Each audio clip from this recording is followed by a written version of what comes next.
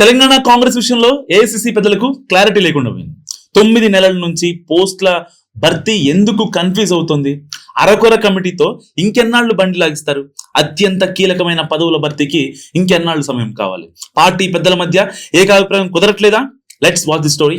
So Telangana Congress party అధ్యక్షుడిగా మహేష్ గౌడ్ ను నియమించిన ఏఐసిసి ఆయనకి టీం ని సమకూర్చడానికి 9 నెలలు టైం పట్టింది.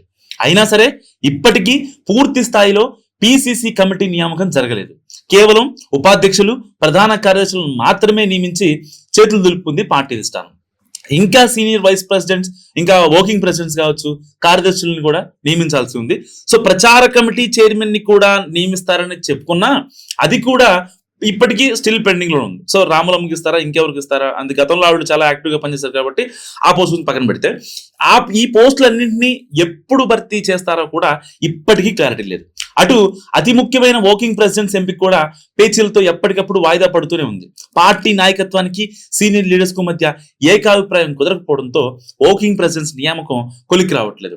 పార్టీ రాష్ట్ర నాయకత్వం సూచించిన ఓ పేరును ఆమోదించేందుకు ఇన్ఛార్జ్ ససేమిరా అన్నట్టు కూడా సమాచారం. అటు పార్టీ వర్కింగ్ ప్రెసిడెంట్ పోస్టుల్లో కూడా సామాజిక న్యాయం కోసం ప్రయత్నిస్తుందట అధిష్టానం.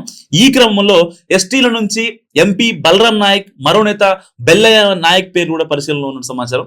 మాదిగా సామాజిక వర్గం నుంచి ఎమ్మెల్యే కవంపల్లి సత్యనారాయణ, ఏఐసిసి కార్యదర్శి సంపత్ పేర్లు పరిశీలనలో ఉన్నాయట. ఇక రెడ్ల నుంచి రోహిన్ రెడ్డి పేరు దాదాపుగా ఖరారైన సమాచారం.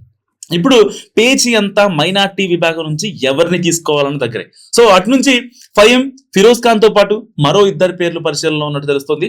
వర్కింగ్ ప్రెసిడెంట్ల పోస్టుల్ని వీలైనంత త్వరగా భర్తీ చేసి ప్రజల్లోకి వెళితేనే పార్టీకైనా ప్రభుత్వానికైనా ఉపయోగమని, ఇక ఎంత ఆలస్యం అయితే అంత నష్టం జరిగినట్టు అంటున్నారు తెలంగాణ కాంగ్రెస్ శ్రేణులు.